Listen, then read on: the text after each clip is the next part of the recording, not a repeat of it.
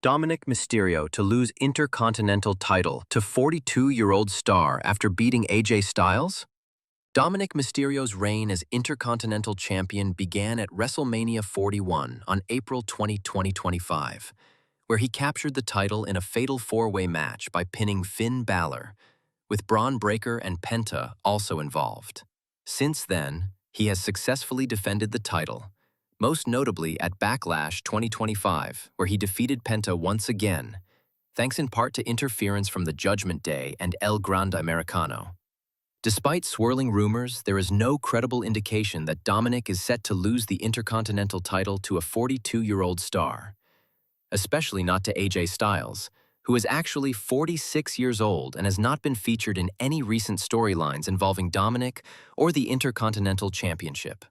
Current narratives continue to focus on Dominik's ongoing rivalries with Penta, Finn Balor, and even internal Judgment Day tensions. WWE appears committed to building Dominik's momentum following his WrestleMania victory, and no verified reports suggest a sudden title change is imminent, particularly not in favor of a veteran outside of the current feud cycle. If a title change is planned, it will likely be tied to a major storyline development rather than an unexpected transition to an older, established name. In short, there is no factual basis for the rumor about Dominik losing the title to AJ Styles or any 42-year-old competitor. And for now, his reign remains secure as WWE continues to elevate his profile in the mid-card title scene. Rey Mysterio was afraid before Dominik Mysterio joined WWE. Rey Mysterio has openly shared that he was filled with nerves and uncertainty before his son, Dominik Mysterio, made his debut in WWE. As a father and a veteran of the wrestling industry, Rey carried a unique blend of pride and concern, fearing that the enormous spotlight of WWE might be too much too soon for his son. Dominik's journey into wrestling began unexpectedly. Rey and his wife were caught off guard when Dominik suddenly expressed a strong desire to follow in his father's footsteps. Rey admitted that while he was excited by the idea, he never really believed that day would come. This surprise was mixed with a sense of hesitation, because unlike many wrestlers who begin training at a young age, Dominik had a relatively late start. The lead-up to Dominik's first major match, particularly at SummerSlam, stirred deep anxiety in Rey. He confessed that he didn't think Dominik was ready for that kind of stage. His concern wasn't just about skill, it was about the high-pressure environment, the unforgiving nature of the WWE audience, and how a poor debut could affect Dominik's confidence in future. Rey emphasized the importance of a strong first impression and was afraid his son might not meet the moment. Despite his fears, Rey chose not to interfere. Charlotte Flair on why she lost. On the latest episode of Friday Night SmackDown, Charlotte Flair faced a surprising defeat that quickly became one of the most talked-about moments of the night. But the loss was just part of the story. What followed during and after the show created a ripple effect across the WWE universe, raising eyebrows both behind the scenes and among fans. The situation began during a heated in-ring promo between Charlotte and Tiffany Stratton. The segment, meant to further their growing rivalry, quickly escalated when both superstars reportedly went off script.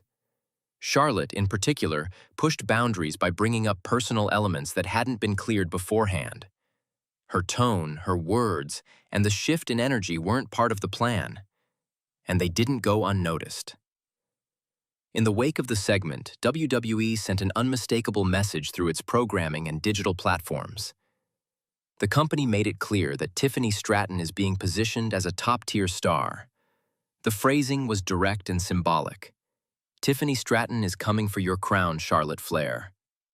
The statement served as both an endorsement of Tiffany's growing stature and a pointed reminder to Charlotte that the tide may be turning.